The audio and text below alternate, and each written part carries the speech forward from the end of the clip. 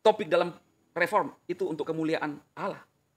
Bagaimana orang mau memuliakan Allahmu kalau sifatmu seperti itu? Siapa yang memuliakan Allahmu? Kita hidup di dunia ini dilihat oleh orang lain supaya ketika orang melihat karakter kita, sifat kita, orang lain bisa percaya kepada Yesus, bukan hanya pemberitaan Injil. Karena kita ini adalah surat yang terbuka, suratan yang terbuka. Itu kata Paulus. Bukan hanya berkoar-koar. Kita pintar tetapi tidak ada teori. Nol. Ya. Bukankah orang-orang Farisi dan ahli-ahli Taurat itu mereka adalah orang hebat? Mereka ahli-ahli kitab. Shalom saudara terkasih dalam Tuhan Yesus Kristus. Senang kembali berjumpa dengan saudara semua dalam channel PSD. Doa dan harapan saya, saudara dalam perlindungan Tuhan kita Yesus Kristus. Amin. Nah, sebelum kita mendengarkan firman Tuhan dan juga sebagai tanggapan saya untuk kaum reform saudara, ya, mari kita berdoa. Bapa, diberkati pemberitaan firman pada saat ini Tuhan dari hamba-Mu. Biarlah firman-Mu menjadi rema buat kami semua, menjadi tuntunan bagi kami untuk hidup dalam jalan-jalan Tuhan. Yang sakit disembuhkan, yang lemah dikuatkan Tuhan, yang berbeban berat diberikan kelepasan. Di dalam nama Yesus kami berdoa. Amin. Nah saudara, saya akan menanggapi video dari Mbah Muri ya, dari judul videonya Injil Sejati versi Injil Palsu. Ya. Dari garis besar videonya itu saudara, dia mengatakan bahwa Injil sosial bagi-bagi mie dan sembako itu adalah Injil palsu ya. Kemudian Injil yang asli itu adalah pemberitaan yang verbal ya. Dari ya mereka itu adalah Injil yang asli.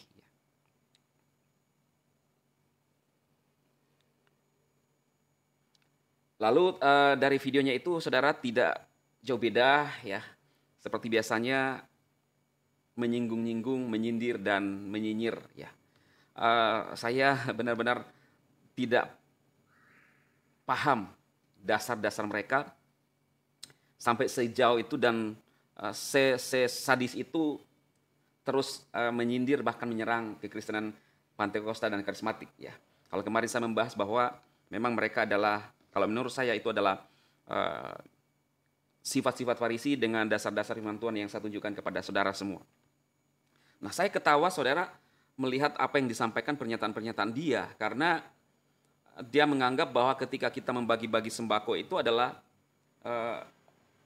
menganggap bahwa itu adalah Injil palsu, ya, Injil palsu.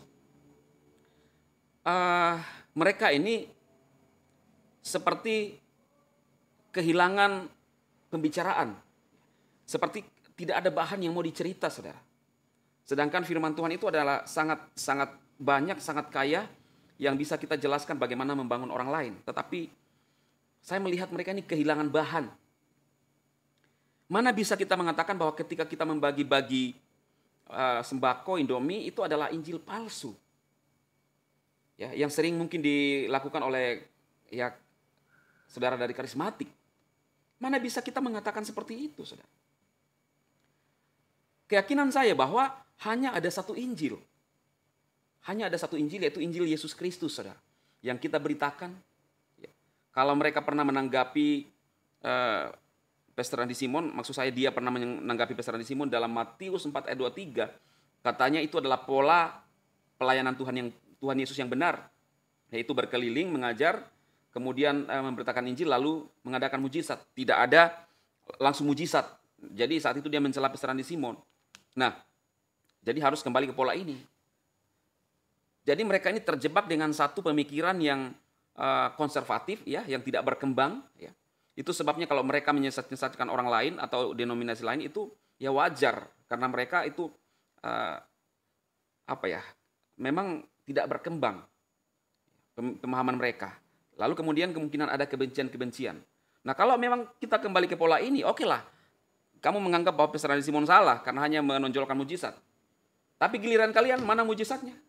Oke, kalian bisa menyampaikan firman Tuhan, mengajar, mana mujizatnya?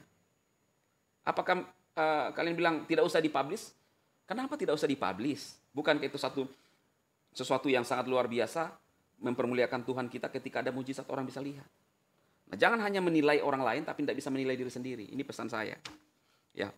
Lalu kemudian dia mengatakan bahwa semua topik penting dalam teologi reform adalah untuk kemuliaan Allah. Saya kutip bahasanya dia. Pemberitaan Injil untuk kemuliaan Allah. Semuanya. Tetapi pertanyaan saya adalah, bagaimana Allah mau dipermuliakan? Allahmu mau dipermuliakan kalau mulutmu menyakiti orang lain. Ya. Mulutmu menghina golongan lain. Mulutmu menyerang golongan lain. Mulutmu menyerang pendeta-pendeta yang lain. Bagaimana orang lain mau mempermuliakan Allahmu? Maksudmu mempermuliakan seperti apa? Tindak tanduk kita inilah yang menjadi gambaran kita sebagai orang percaya. Jangan lupa saudara bahwa hukum yang terutama dalam kitab suci adalah kasihilah Tuhan Elohimmu dengan segenap hatimu dan kasihilah sesamamu manusia. Bagaimana kita bisa hanya mengatakan bahwa kami paling benar, kami paling mengasihi Elohim, tetapi melukai orang lain. Lalu menuduh golongan lain bahwa liberalisme berpusat kepada manusia. Ini sesuatu hal yang tidak bisa dipisahkan. Bagaimana saudara mengatakan bahwa Injil kamilah, golongan kamilah paling benar, tetapi melukai golongan lain? Bagaimana orang lain yang di sekitar Anda mau mempermuliakan Allahmu, sementara Anda mengatakan bahwa semua topik dalam reform itu untuk kemuliaan Allah? Bagaimana orang mau memuliakan Allahmu kalau sifatmu seperti itu? Siapa yang memuliakan Allahmu? Kita hidup di dunia ini dilihat oleh orang lain, supaya ketika orang melihat karakter kita, sifat kita, orang lain bisa percaya kepada Yesus. Bukan hanya pemberitaan Injil. Karena kita ini adalah surat yang terbuka, suratan yang terbuka. Itu kata Paulus. Bukan hanya berkoar-koar. Kita pintar tetapi tidak ada teori. Nol. Ya. Bukankah orang-orang Farisi dan ahli-ahli Taurat itu mereka adalah orang hebat? Mereka ahli-ahli kitab. Tapi sudah lupa tujuan esensi yang sebenarnya pelayanan mereka. Sudah menabrak sana-sini. Mereka terkena ujaran kebencian. Dianggapnya itu mengcounter pengajaran. Padahal hukum Alkitab tidak bakalan bertentangan dengan hukum yang ada di dunia. Kalau di dunia ini saja, hukum di dunia ini saja, hukum pidana di Indonesia ini saja tahu bahwa itu adalah ujaran kebencian, masa kita mau tetap menabrak itu? Bahwa ini bukan. Kamu sudah menganggap orang penipu. Untuk mengatakan orang penipu kalau di hukum Indonesia, harus ada dasarnya, ada buktinya. Dan orang itu merasa ditipu. Ya, kalau hanya masalah ajaran saja, itu masalah pemahaman dan masalah dogma. Tidak bisa kita bawa-bawa pandangan orang lain lalu kita ambil bahwa itu, lalu mengatakan bahwa itu salah, itu adalah penyesat dan penipu. Kebenaran Alkitab, esensi, tujuan yang tertinggi Alkitab adalah bagaimana orang diselamatkan. Alkitab mengatakan bahwa kebenaran mutlak di dalam Alkitab, percaya kepada Yesus dan kamu akan diselamatkan. Bukan dijelaskan bahwa kamu harus percaya kepada Tritunggal ini. Oneness, Trinitas, Sabelian. Tidak ada, saudara. Tetapi dasar Alkitab, kebenaran mutlak di dalam Alkitab. Siapa yang percaya dan dibaptis akan diselamatkan. Percaya kepada siapa? Yesus Kristus. Ya. Masalah baptisan diributi. Dalam Alkitab tidak ada dibilang percik. Tetapi reform itu selalu menganggap karismatik sesat dengan tenggelamkan. Padahal di Alkitab bahasa aslinya baptisan, baptiso. Artinya ditenggelamkan. Dan murid-murid yang percaya pun semua dibaptis tenggelamkan. Lalu kenapa mencelah? Kan ada di Alkitab. Lalu kalau Anda mempermasalahkan, kaum reform mempermasalahkan masalah berkat teologi kemakmuran, itu kan hanya masalah dogma saja. Apakah salah ketika orang percaya diberkati? Tidak salah, saudara. Di dalam Yohanes 10 ayat 10 dikatakan bahwa aku datang supaya kamu mempunyai hidup dan mempunyai dalam segala kelimpahan. Hidup yang kekal. Segala kelimpahan, berkat. Jangan lupa saudara, Abraham dipanggil dari Ur Kasdim. Dijadikan menjadi bapa untuk semua bangsa. Dia diberkati oleh Tuhan. Artinya apa? Tidak salah ketika orang Kristen diberkati oleh Tuhan. Masa Tuhan memanggil kita untuk disiksa? Masa Tuhan memanggil kita untuk dibuat menderita? Tidak, saudara. Dosamu saja ditanggung. Tuhan memanggil engkau untuk diselamatkan dosamu. Pasti dia akan menyembuhkan hidupmu. Kamu tidak dipanggil supaya engkau tetap menderita.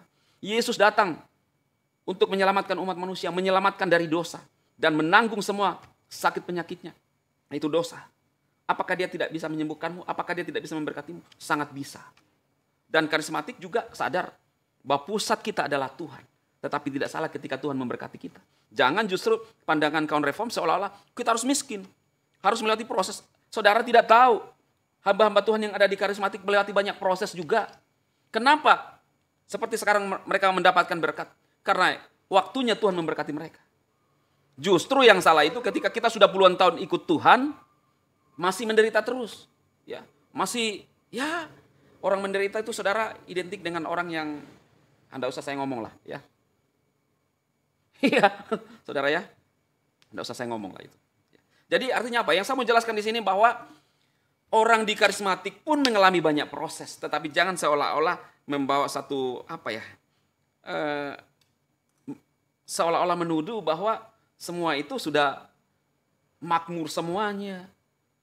Ini kan pemahaman yang salah. Karena pemahaman yang salah akhirnya sering salah paham. Kerjaannya hanya mencela orang lain, saudara. Ya. Jadi hari ini saya sampaikan kepada siapapun saudara yang melihat video ini bahwa tentunya kita kembali kepada Alkitab. Orang ketika berbagi kasih itu adalah dia sedang menunjukkan bahwa dia adalah seorang murid Kristus. Mengikuti teladan Kristus. Karena orang melihat buah. Selalu saya mengatakan buah itu. Karena Alkitab mengatakan bagaimana Anda bisa mengetahui orang penyesat atau bukan penyesat. Dari buahnya. Dari yang terlihat. Bagaimana kita mau bisa mengatakan orang ini baik padahal kata-katanya kotor. Kalimat-kalimat kita itu yang keluar dari mulut kita itu menggambarkan diri kita, saudara. Ketika kita memberi berkat atau berbuat kasih kepada orang lain. Orang melihat bahwa orang ini suka memberkati orang lain. Dia respect. Akhirnya siapa? Tuhan kita yang dimuliakan. Bagaimana orang mau memuliakan Tuhan kita? Kalau kita mengata-ngatai orang sesat, bidat, neraka kau. Ini kan gak bisa, saudara. Kita hidup di dunia ini, Tuhan taruh kita. Kenapa Tuhan kasih hukum yang terutama? Kasih Tuhan Elohimmu dan manusia. Karena kita ini adalah makhluk sosial, saudara. Kita hidup dengan berbagai macam warna. Kulit, rambut, model mata, keinginan, selera, pandangan. Tuhan tahu itu. Lalu mana bisa dari kaum reform menganggap bahwa mereka paling benar. Lalu menyesatkan yang lain, golongan yang lain. Inilah tidak jauh beda. Yang saya bahas kemarin adalah Farisi. Biarlah apa yang saya sampaikan kepada saudara semua ini memberkati kita dan kita hidup dalam kebenaran firman Tuhan. Roh Kudus ada di dalam Alkitab, saudara. Paulus mengatakan bahwa terimalah Roh Kudus. Mereka tidak terima Roh Kudus. Bagaimana bisa pernyataan-pernyataan ST mengatakan bahwa Pantekosta buat mereka ya, buat kaum reform adalah kita dibawa, Pantekosta itu artinya kita dibawa ke masa pencurahan Roh Kudus di Kisah 42. Bagaimana caranya mau dibawa?